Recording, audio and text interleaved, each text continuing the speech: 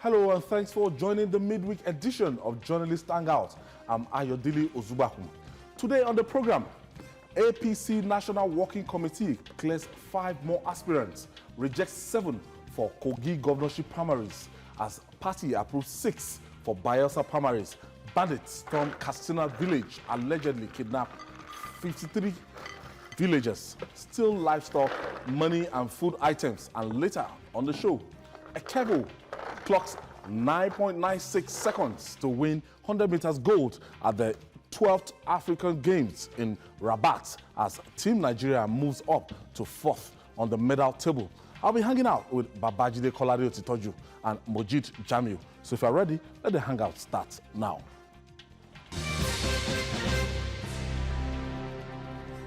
Thank you for joining us once again. For the race for who emerges for the flag bearer of the All Progressive Congress, APC, for the November 16th governorship election in Kogi State is getting more interesting. Following the screening of 4 governorship aspirants and disqualification of 12, the APC National Working Committee, NWC, decided to look into the matter.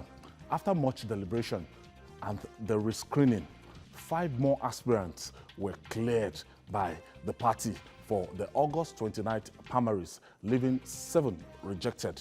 This has increased the number of the aspirants to challenge incumbent Governor Yaya Bello for the APC ticket to 8. All is now set for the battle on Thursday. Babajide, an update this yesterday, the National Working Committee, they were meeting as we're having this program, and we're complaining about the 12 rejected aspirants that is undemocratic, that the NWC should look into it. But fortunately, or I don't know how the process went, but the bottom line is that we have more people in the race now, 8 in number. It's true that we have more people, but we have more people who are incapable of defeating Yaya Bello in the race. That's just what has happened. This whole thing is a game.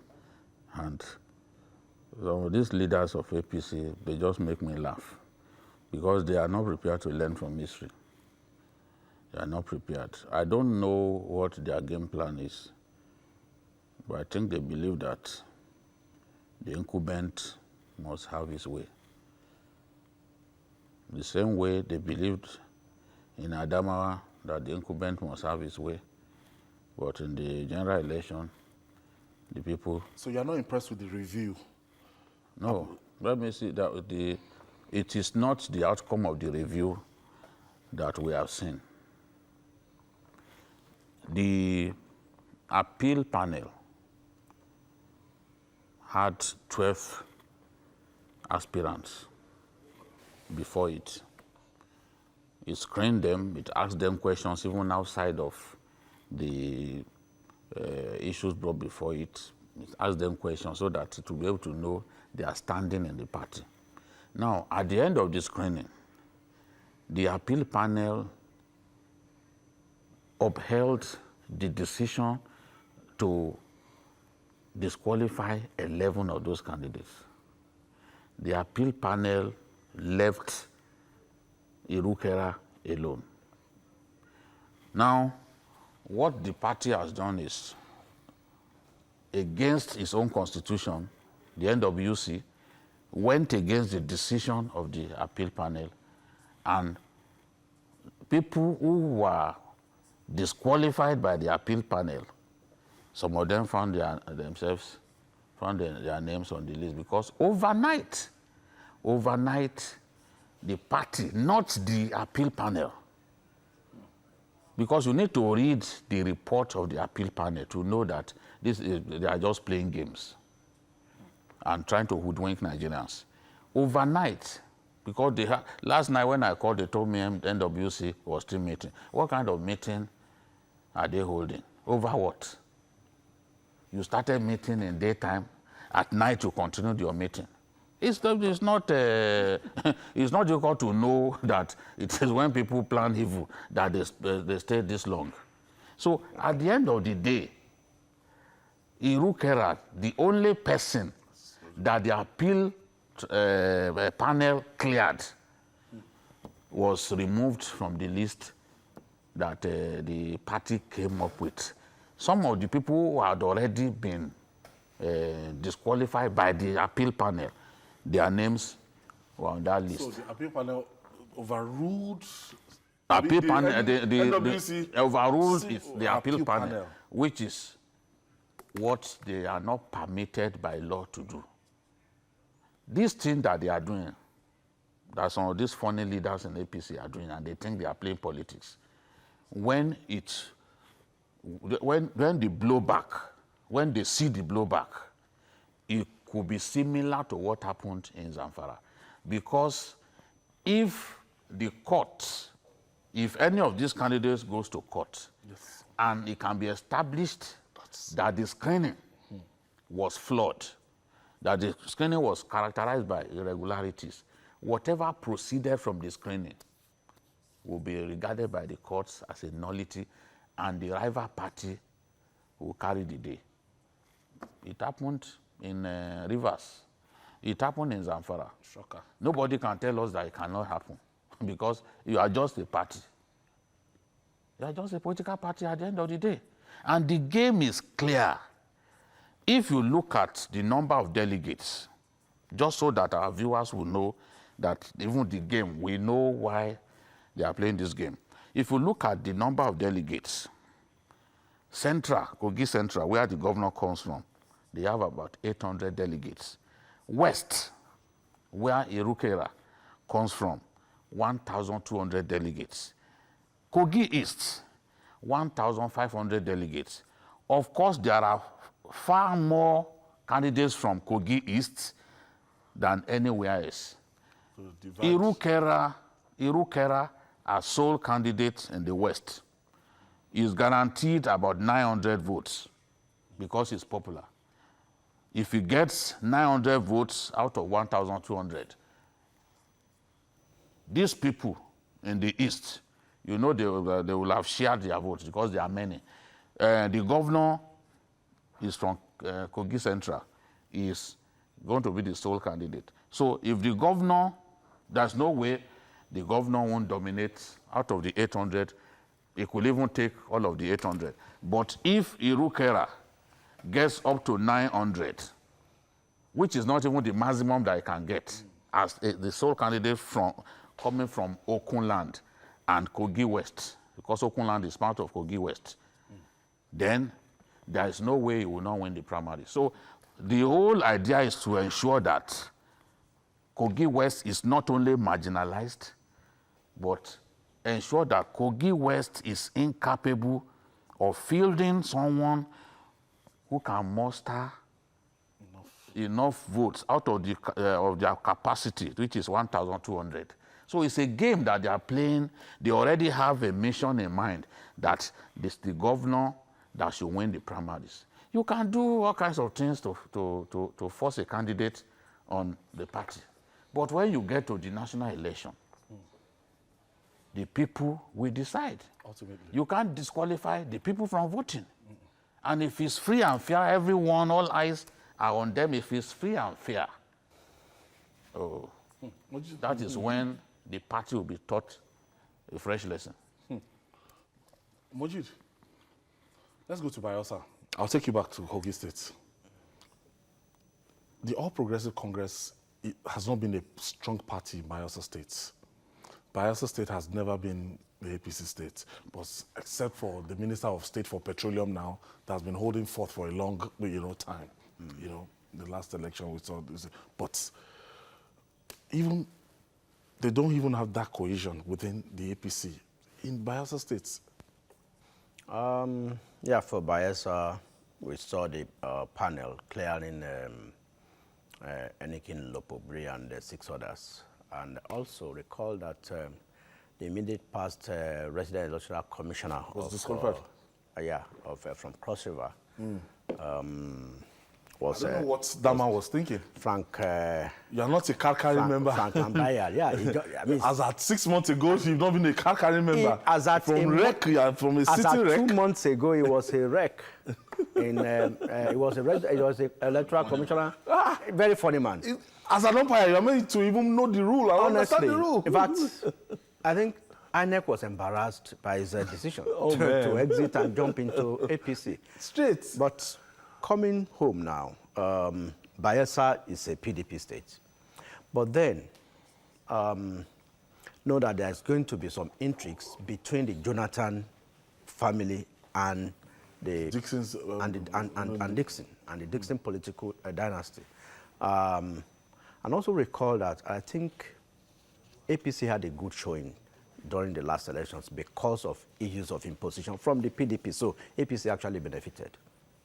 Had a in 2019 election or 4 years ago? 2019. Okay. It's 2019. Okay. So, Okay. But They had one senatorial seat. there's a senatorial that's, seat from Silver's area. from Silver's area. That's the only place where they win. Yeah. So, but Won two local government. They won two local governments in the last election 4 years ago out of that 8, but they had the majority votes there. but is it? But the thing is, Within the small local government of Silver, Enclave, he has one enclave. yeah, you know, there are just 8 local governments in Bayelsa. But if Jonathan wants, if there is no cohesion between Jonathan and Dixon going towards the election, there might. Dixon can go it alone with or without Jonathan. I think talking about structure. Yeah, talking about structure, because the position of Jonathan is a bit weak, but you see, you can't rule out anything. Is he on ground in Bayelsa? Well, you can't rule out his Doesn't really show interest in this sense. I think it's the wife that is showing interest. Well, but the wife worked against them. But yeah, The wife worked against them in the last election. He still didn't stop Dixon from winning defeating them. You know? And and the wife is weaker now than that time when the husband was in power. APC stands little or no chance in Bayelsa. Bayelsa. Now that's the truth. So coming to Kogi, I feel for my friend, but I have good news for you. We are discussing your adoption of Ekiti State. It has been approved finally. Oh, by my governor. By the governor. Oh, really? He has approved it. He has approved. No, Doc, that's not fair. No, when is he going to give me the you are going to get the official certificate of a national. No, we are protesting. Yinka. Doc cannot do this. So you don't really have to bother yourself about what is happening in Kogi. I can pity them. I can pity them. I'm qualified to pity them. Yeah, but seriously now, you see, like Jide said, there's a clever maneuver going on to skew it in favor of Yaya Bello, as in the primary. Because even the appeal, I mean, the end of UC screened out the 2 sons of Audu. In the last, Mustafa and Mohammed Audu. The 2 of them were screened out. But then, I wonder why the 2 of them cannot present one candidate. Even if they contest, it's still the same thing that will happen. Yeah, and they left his younger brother, Yusuf. Yusuf is one of the people that they just cleared. So, they just cleared him. Three people from the Audu family went into the primary, bought forms. So you see that there are a lot of intrigues going on, and we have 2 ladies. One of those 2 ladies, Adiza, is very strong, very popular. I think it's also from the east. But how far she can go against the White Horse? Against Yaya Bello is what, and Yaya Bello has been moving around. In terms of consolidating and picking up the tickets, I doubt if anybody will come close to him, especially for the APC. But going into the main election, it depends on whoever comes from PDP. Because now there's a shock to the system of the PDP, especially with the legal battle that Dino Melaye has to battle with in terms of his senatorial ticket. And does that affect in any way? It affects. Really? Because it's battling for that now. As it stands, he needs to go to the appellate court to fight that battle. That's a distraction. He actually mentioned that, although he said it won't distract him, but then we are politicians. You could see he was in a sober mood addressing that press conference. For psychologists, they know that he knows something has hit him. Unlike he would have celebrated that, I mean, it would have given him a Okay. plus. I have my first caller. Austin is calling us from Lagos. Thank you for calling us. Hello, Austin. Hello, good evening. Good evening. Yeah, this is Austin calling from Ikotu. Okay. I want to actually thank you people for this wonderful program. That has been an enlightening program. Oh, Austin just had to thank us. Okay. So for Kogi, it's going to be very, very interesting because if you look at, I mean, Smart Adeyemi is in the APC, is giving Dino a very, very serious battle. But APC really needs to get its house in order.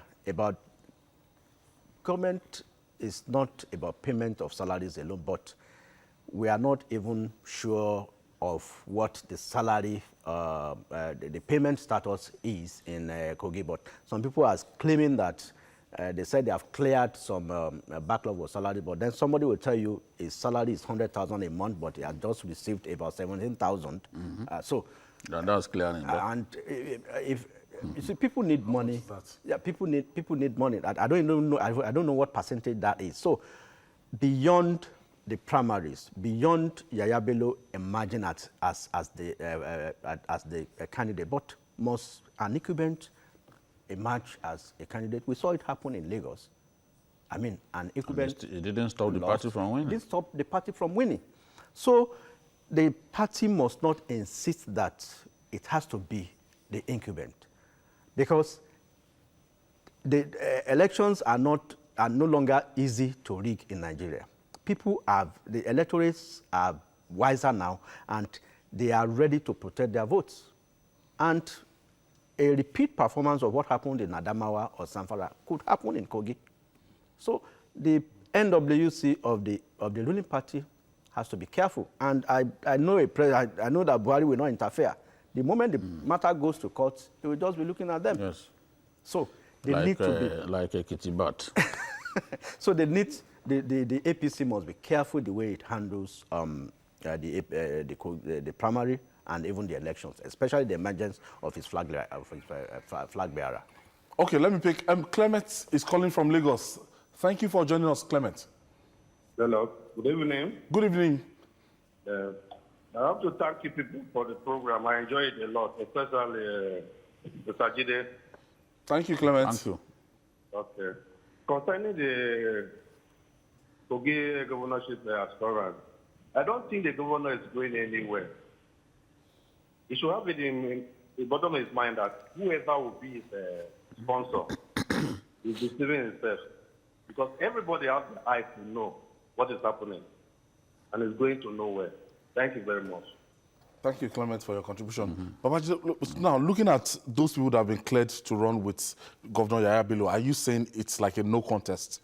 No, it's not. Have you gone through those names, and you've really seen that nobody can give Yaya Bello a run for his money? No. Not amongst the pack of jokers that they have left on the list. They know what they are doing. This is a game. I've just analyzed to you.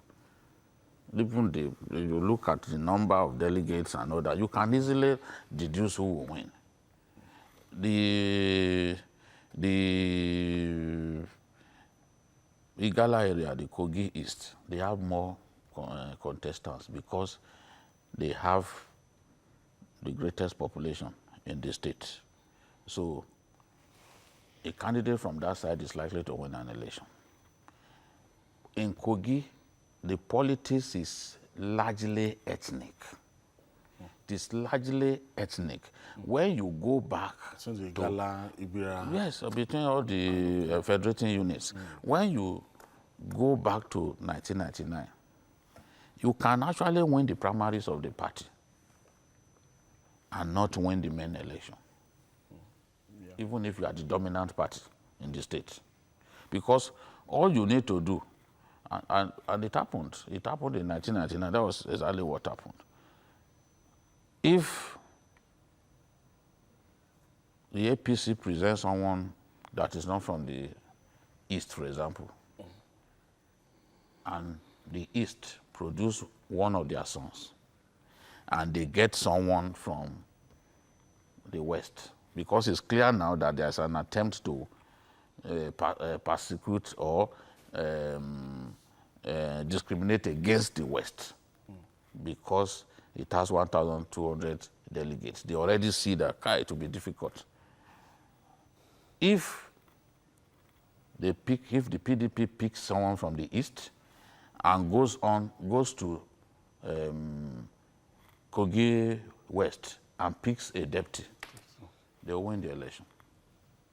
Except if it's not free and fair. Except people are locked into their homes, their houses are surrounded, you don't allow them to go out, and you are shooting people freely. That happened during the National Assembly election in Kogi. What happened was not an election, especially in Kogi East. Some people were killed. So that's not an election, it is electoral brigandage. If that does not happen, because politics is a game of numbers. If someone comes from Central as the candidate of the party and he picks someone from Kogi West, or even if he picks from Kogi East as deputy, if the governorship candidate comes from Kogi East and the government candidate, or that's of PDP, comes from Kogi East and he goes to pick someone from Kogi West, they will win the election. Yeah. That's the same scenario. That's more than 2/3 That's the same scenario yeah. that we had in 1999. So it can happen again. All that Abubakar Audu did was to go to Kogi Central to go and pick a deputy. Yeah. And they defeated the candidate who emerged from Kogi West. Yeah. And another thing really is, if they really know their onions, but politicians will never learn. Look at how Akeredolu emerged as the flag bearer of the party in Ondo State. Very narrow. No. Look at the same scenario in Ekiti, where about 32 aspirants faced Fayemi at the primaries. Everybody went into the race. Now, if they can all come together, if you see Yaya Bello as a common factor, you can decide to come together. I mean, you see him as a problem to the party. That's if the gist about him even sponsoring some of those aspirants. That is it. So let the people come together as and talk to the delegates. I mean, you can bribe me, and I'm not obliged to take your money. I can take your money and decide not to vote for you, because on the day of election, it will be televised live, and you'll be there alone to go and vote. But at times, as in the case of Osun, some people were actually made to go on oath, to take an oath. So, but if it gets to that level, then it's a different ballgame. But they can actually come together and fight him if they want to take him out. Okay, Ibe is calling us from Lagos. Thank you for joining us, Ibe. Yes. Go ahead. Thank you very much. I enjoy your program. Thank you, Ibe. This program takes more of my time, and I learn a lot from it. I want to thank Abajide. You are doing very well. Keep it up. Thank you, Ibe. I appreciate you. How are you, Zubako? Yes, sir. I appreciate you. Thank you. Thank you very much. Thank you, Ibe. Yeah. Keep watching. Thank you, Ibe. Thank you for calling us. And we also thank MJ too. We don't do it alone. We're out together. Yeah. Now, ultimately, we are going to have the election. What is happening within the People's Democratic Party? Are you encouraged by what you've seen within the People's Democratic Party? Will they be able to stand the firepower of Yaya Bello if Yaya Bello emerges? Yaya Bello has not got firepower.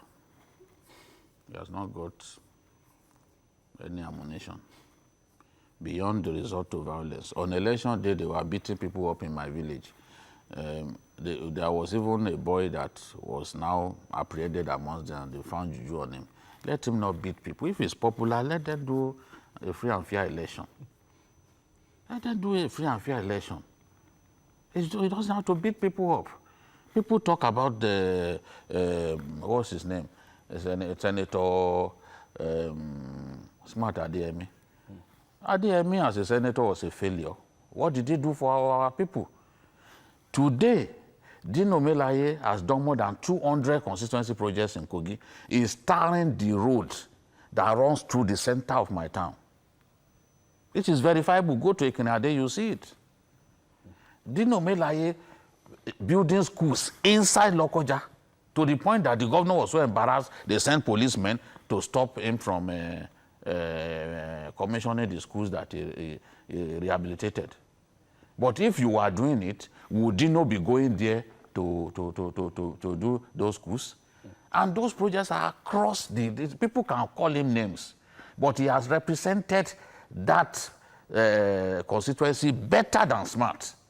And there is no day, if they do an election today, he would defeat Smart, even in his hometown. Where did Smart win in this last election? Where people talk about things that they don't know. Where did Smart, which local government did he win? Just like it happened in the last election, I mean in the 2015 election, Dino made sure that the whole of Okun land, where both he and Smart comes from, that Smart did not win a single town. Defeated him. They had to come to Lokoja Kotonkarfi area to get some votes. So how do you want to win? Dino won the last election easily. Our people, and I predicted that he will win. Because when I went home, people were telling me that, oh, we are looking at how they are trying to persecute this guy, but we'll vote for him even if he does not show up on election day. And that's what happened. So if the guy has become popular. Initially, I didn't want to have anything to do. I didn't like him as a person. I used to abuse him. But they can see how he's representing them. They can see the projects that he's bringing to their doorstep. Why won't they like him? You go to Ekenade now and you see he's doing roads in the center of town. You want to abuse him publicly, the people will beat you up. That is the thing. Let Smart Adeyemi and him do a kind of a test for popularity. Let them walk through the streets of Okunland. Let us see who people prefer. All right. Still to come, bandits stormed Castina village, allegedly kidnapped 53 villagers, steal livestock, money, and food items. We'll be right back after this time out. Please don't go away. Stay with us.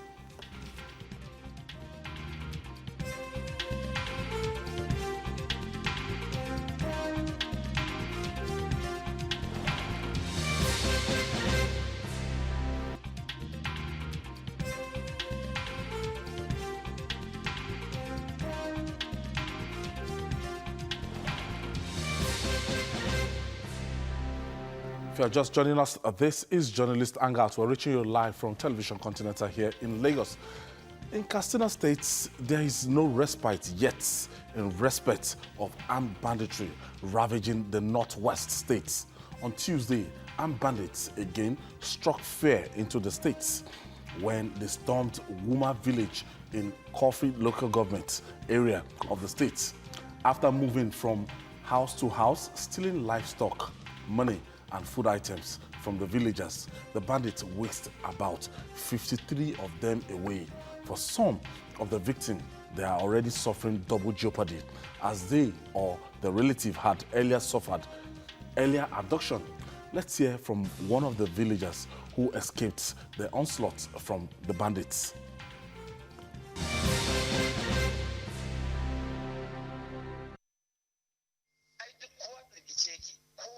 Ya rasa inda zai tunkara waɗanda suke da dangi a wasu wurare suna gudu waɗanda ba su da kowa ba su da komi sai ubangiji suka zura mai idanu suna nan zaune ba inda za su iya gudu ba ma garin ba duk makwabtan garin ma kowa da rage hankali shi ya rasa inda zai sa kan shi. Yan ta'adda suka afka ma garin da misalin kare 11:30 na dare suka zo suka dinga harbin mai uwa da wabi. Suka shiga gida an ka shigo garin nan sai daga ce inna lillahi wa inna ilaihi raji'un inna lillahi wa inna ilaihi raji'un tashin hankalin ya ga inda yake gida kun abinci an kwashe kaji an kwashe shanu an kwashe tumaki an kwashe sutura an kwashe kuɗi duk abin da ka sani wallahi har manja wannan da magi da gishiri sun kwashe ba mai wani kowa mabukaci ne yanzu garin mutanen gari an yi awon gaba da da su a lokacin da na baro garin an kidaya mutum 53 wanda ba a gani ba, amma sun fi haka nan. Akwai maza 'yan kalilan amma mafi rinjayen mata ne da 'yan mata da ƙananan yara. Wallahi duk mai imani sai hankalin shi ya tashi. Wato munin ya kai muni, rashin imanin ya kai rashin imani. Akwai abokina wanda an ɗauki 'ya'yan shi bai fi sati 2 ba da aka Australia da miliyan 2 ya karɓo su. Yanzu kuma jiya an ɗaukan mashi 'ya'ya guda 2 da matar shi guda 1. Akwai wani abokin nawa shi ma wanda tsohon malamin makaranta ne bai daɗe da ritaya ba, an kwashe mai 'ya'ya 3 da matar shi guda 1. Ya sai wanda ya gani.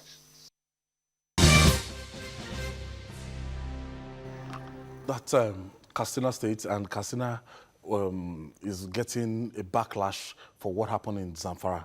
And most of these people, the bandits that were holding sway in Zamfara, has moved in heavily to Katsina. Jide, sometimes, some months back, I spoke with the SSG, and he was telling me on phone that they were looking at the carrot and stick approach, that they were not so enthusiastic in trying to negotiate with these leaders, so-called leaders of bandits, and they want to wait. That it's a very tricky situation. So I have not followed up after that time. Are they negotiating? Are they looking at the prospect of negotiating with these bandits? The governor once told me here in Lagos that, yes, they've negotiated with the bandits and they reached out to them, and by that time they were able to stem the tide of the attack. Yes. I don't know what the situation is like now. As we said earlier, this is the result of the cessation of hostilities in Katsina. The bandits know that since they've agreed to stop killing people in Katsina, that it is their own members who are monitoring the truce and ensuring that no one breached the terms of the agreement. So if any bandit try to operate in Katsina, in Zamfara, it's fellow bandits that will catch him. Oh, in Zamfara now? Yes, that is the terms of the agreement. You cannot breach the terms of the agreement except you are prepared to risk your life. So it's convenient for them now to move into contiguous states like Katsina, like Sokoto. You see that there's a spike in Katsina and Sokoto. Before now, the SGF the SGS in Sokoto, Dr. Mustafa Enua, supervised an amnesty program for these bandits. They stopped killing people in Katsina. If you notice, as soon as Governor Masari took over, they addressed that problem. The armed banditry stopped. In fact, today, one of the places where armed banditry is very rampant in Katsina is Kankara local government. Whereas this Kankara local government was where people fleeing bandits in Zamfara were being accommodated. You can imagine. Danceabout, there's a village called Danceabout in Kankara local government.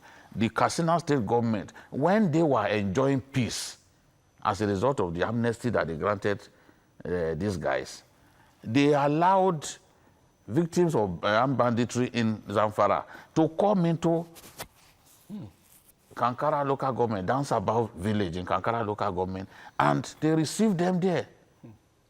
So, but today, so now peaceful. So today, that Kankara local government is extremely dangerous. That was the place I went to that time. Today it's extremely dangerous. So as we have peace in Zamfara, they've now moved to Katsina and just operating with reckless abandon there. And the Air Force, their operational base is in Katsina. They use the Katsina airport. Is it Katsina or Zamfara? It's in Katsina. Okay. They take off. There is no airfield or airport in Zamfara. Okay. So the airfield where they take off from is in Katsina. Shehu Airport. Yes, that's where they take off from. So now they stop killing people over there. They can see that the governor in Zamfara is serious about this matter, and he knows the people concerned. I learned that someone came on our program and said the current governor of Zamfara was not involved in the administration from 2009. Of course, that's a lie, because he was environment commissioner in the state. Is it Matawale? Yes, he was. He served under the administration of Sani Yerima. Okay. He served under his administration. He knows, and this whole thing started from Yerima's era. So he knows the problem. He's addressing it now. We are seeing the results. But the unfortunate thing is that these guys have now gone to Katsina. They are killing people. Something that stopped since around 2000 and late 2015. We are back to it. MJ, I was thinking that when I went to Zamfara, I thought that it's meant to be a kind of added advantage that this is the state of the president, that priority will be given to security there. You know, we once said on this program that we pray that we don't get to that time that these bandits will be coming home to pick people, and that is what is happening. And to make matters worse, if you listen to the I can't hear Hausa, but I know Jide speaks and hears Hausa very well. You can see from the transcripts that they even took, they were taking as little as salt, palm oil, and seasoning, Maggi and co. I mean, everything the people had. Yeah, they took away. and they wanted to take the village head, but they had to leave him because he was ill. But they took 2 of his daughters. And they took his instead. phone. They took his phone. Those people are so hungry. So, as in, No, they use it to be communicating with people. Now, as in even the salt and co. yes, no, they use it to cook. I mean, the last stuff they took, I mean, they use it to cook for those in captive. And as long as, I mean, the moment they start paying up, they'll be releasing them one after the other. I mean, it's a very, very terrible state that we have. The state of insecurity is worrisome. In the southwest and some other parts of the country, I mean, the highways are now like no-go areas. I mean, you have but it has... That has dropped a little bit according to your... Especially in the southwest now. Yeah. But in other parts of the country... even Kaduna Highway, they are still taking people. There's a video that is going viral now. They are still taking people on Kaduna Highway, despite the fortification of the road. I thought that road has been abandoned for... No, you don't have a choice. You have to use in fact, the road. to the extent that the railway from Abuja to... hot cake every time. From Abuja to Kaduna now, it's like hot cake. Even at that... Hijacked by big men. The tickets. Honestly, the state of insecurity is something our leaders, those in government, should look into. Because if this could be happening in the state of the president, where there should be extra security. You know, it took almost 2 or 3 months for the IRT. In-law. for his in-law, the village chief in his to be released, to be rescued. And we heard that some ransom was paid at the end of the day. So we cannot continue like this. And it is a measure of the state of, apart from insecurity, the livelihood. People are hungry, they are taken to crime. And except we continue to do a reorientation or an amnesty program, the type of Carrotancy. Look at the leader of the gang in Zamfara. He said he volunteered himself. Nobody could arrest him. Nobody could kill him. It was, I mean, he said so. And he was swearing to God Yes. that nobody could have touched him. Yeah, that nobody could have touched him. And he was, the only thing that he feared is that one day everybody would die. Would die, So that's it. That no soldier could have taken him. That you cannot even get to where he's staying. That they should thank their stars that they called for truce. So if we can't overwhelm these characters, Bandits. yes, then the Katsina state government Grandstanding is that. Yes. You don't blame them. He said it in the presence of the deputy governor. The deputy governor was there. Did you not hear what the governor of Borno too said? That we should not close avenue for dialogue with Boko Haram. Because if I were in his shoes, I would say the same thing. Do you know how many army bases that these boys have attacked in the last 1 year? Do you know how many? Do you know how many soldiers they've killed? In this last raid in Katsina, they burnt 2 army vehicles if you and 1 cannot, police vehicle. if you cannot defeat them, they are taking away, they are taking over your military bases and stealing your gun trucks. Will it not get to a point that we will say we want to negotiate? Otherwise, you continue people will continue to die. That's why the governor said avenue for dialogue should not be closed with Boko Haram, and that those who are repentant, they should allow them, they should be integrated back into the society. That time will come. I don't blame the governors of Sokoto, governors of Katsina. You know, they had a meeting recently, you know, who said, okay, they are going to negotiate with bandits. They took the decision to negotiate with bandits. If we have a situation in which we have soldiers on ground, help us exterminate bandits, and money that is meant to be used to fight bandits, a few soldiers will escape with it. We are still looking for them as we speak. 400 million. Yes. We are still looking for them. They took the money away. So why would you think governors will now sit back and be giving them money to fight insecurity? No. They would rather use that money to bribe these people so that they will stop killing their people. Because clearly our security agencies have not been able to defeat armed banditry. They've not been able to defeat Boko Haram. The facts stare us in the face. It has reached a point where you can no longer deny. No, even the facts coming from Wadume. No? It's incredible. Yes, shameful. They do see even what the governor of Zamfara said, Borno said. He blamed the army for the last attack in Gubio. And then some people, when the army got angry and they were attacking him, the man had to say the truth. How can you leave a whole town undefended? And because you left the place undefended, they now came back and started burning people's houses. There's no way you expect a governor to sit back and just watch or join the caravan of liars who are saying, no, we have defeated the enemy without any evidence to show that the enemy has been defeated. An enemy that is killing soldiers for fun. Yeah. An enemy that is overrunning military bases. In those days when they used to say, oh, Boko Haram can only attack soft targets, I said they should stop saying it. They can attack much more than soft targets. We've seen that now. An army, a fighting group that goes to attack army bases without fear. You cannot say that it's only soft target. No, an army base is not a soft target. It's not. It's a very fortified and hard target. Okay, we have Mustafa is calling us from Katsina. Thank you for joining us, Mustafa. Yeah, thank you. Good evening, journalist Amgad. Good evening. Good evening. Yeah, I want to appreciate what you people have been doing. I strongly believe you are doing a great job. Thank you. And actually, see, I knew this thing will result to this because I served in Zamfara, Kauranamuda.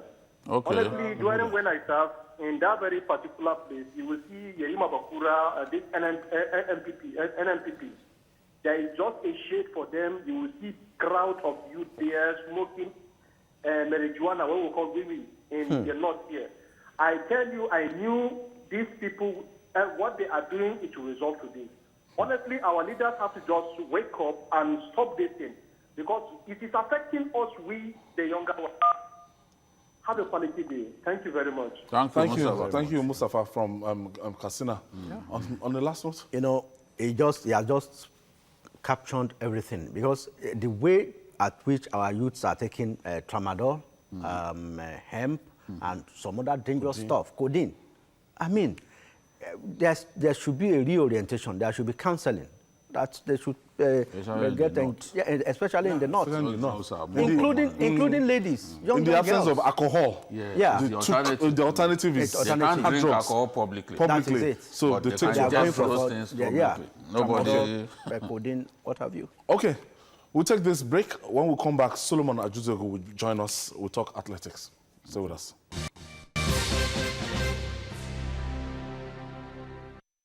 Welcome back. Solomon Ajuzogu from our sport desk is joining us. I call him Sporting Solo. Solo. Yeah, nice thank you, Ayo. It's good to be here to talk sports. All right. Sports stars are lighting up the ongoing African Games in Rabat, Morocco, and Nigerians are not far from grabbing the headlines.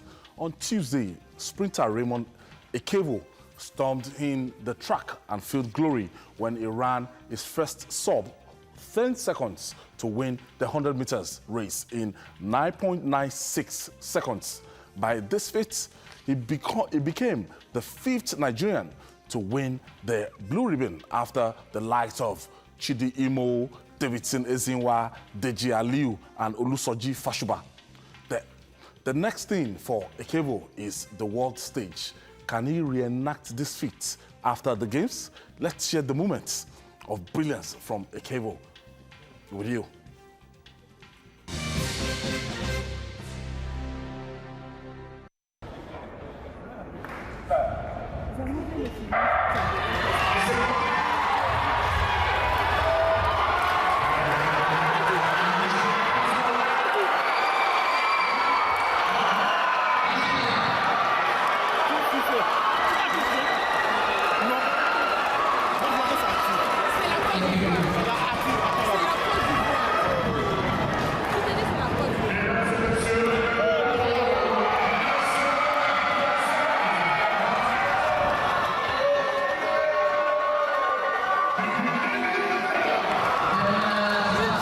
We Nigerians, we are getting back on track, and we are doing the necessary things. And I hope the ministry, the government, the athletics association continue to, just support us. Raymond Ekevo, Solomon, a sub 10 seconds. Now, we're talking about world stage. You know that this is not so significant when it comes to a world stage. I think the world champion now, Usain Bolt, the defending champion, at least the world record, I will put it, 9.58. Well, you wouldn't say it's not so significant. It is so significant because there are not many people who have run as fast as this year. Okay. Yes, because one of the fastest men in the world this year is a Nigerian, Divine Ojujuru. Unfortunately, he elected not to run in the 100 meters. Raymond Ekevo, he's among the first 5 Nigerian 100 meters athletes. But then we didn't expect that it was going to be Raymond. The guy who came third was Sheorishe Shekiri, who is another worry boy, as it were, both of them worry boys. So another worry boy who came third won the National Sports Festival just in December. So we were looking at him. We were looking at what he's got to offer. We also had our eyes on someone like Enoch Adegoke, okay. Who had been struggling through the year to qualify for the World Championships. Unfortunately, he didn't even get to this final. So what we have here is an impressive time he returned, because this is just 0.01 second to match the African record set by Deji Aliu in 2003, because Deji Aliu owns the record of the games, of the African games. That's Deji Aliu, 9.97. 9.97? Yes. Okay. He set that in 2003 when Nigeria hosted. Okay. So the record is still intact with him. But you know, the last time Nigeria won the 100 meters like this was in 2007, Olusoji Fashuba, who incidentally holds the African record in the 100 meters. He's yet to be broken, but he does not own the record in the African Games. Babajide, in the 90s, where you have the likes of Davidson Ezinwa, the Chidi Imos of this world, the Falila Togunkoya of this world, the Deji Alius of this world, and if you want to talk about athletics, you go into maybe the military, the police, and discover that we have nice athletes, and they were world stars. But over time, I don't know what happened, especially this popular mobile track and field meeting they always having hosting in Nigeria. I don't know, maybe it's a sponsorship thing, but we're not where we used to be. Yes, and we used to dominate the short sprints in Africa. Even the quarter miles, we used to dominate, right from the time of Dele Udo and the rest of them, you know, Samson Egbeyemi.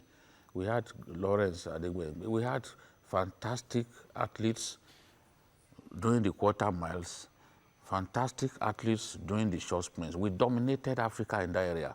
Even when at the All-African Games in Kenya, we decided to get Innocent Egbunike to be the anchor leg for the 4x400.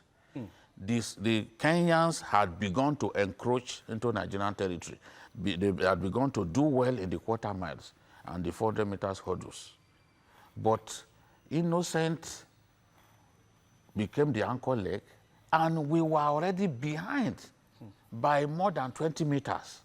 But Innocent overran the Kenyans.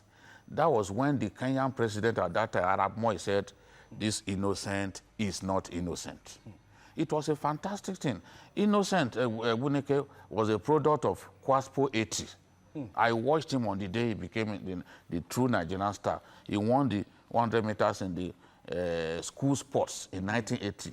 The same school sports produced Olapade Adeniken in 1985. From Jaguar. Olapade Adeniken was a student of CNS College, Ilorin, when he won the school sports, 100 meters at school sports level, and he became a Nigerian star. Immediately, Tony Orobo, Nigeria's greatest athletics coach of all time, took him over. So it's a good thing that we are back to doing well in the short sprints. So it's no longer a case of, oh, it is Okagbare alone that we have in the short sprints. We are now beginning to show that, yes, the short sprints represent our heritage in athletics. We are beginning to go back there. There was a time that even in Nigeria, you could not say who amongst our women will win the 100 meters flat, because we had Linda Ebiemo-Kumo and Mary Oyali. This one will win today, the next day it will be a different person. And then we have people like Tina Ohiagwam, former world junior athletics champions, because we always demand through the junior championships. So, but just as Solomon said, the fastest man, the African title, the African record, is still held by Fashuba, Olusoji Fashuba, 9.85 seconds. 9.85 seconds. So that is, I believe that, yes, I believe that time is on Kevo's hand, and they can still get there. Well, what we improve on this? What's happening at the moment is what we've seen, the extent of work that has gone under in the last 4 years. You know, very often a lot of people vilify Solomon Dalong, usually on the basis of the things he says.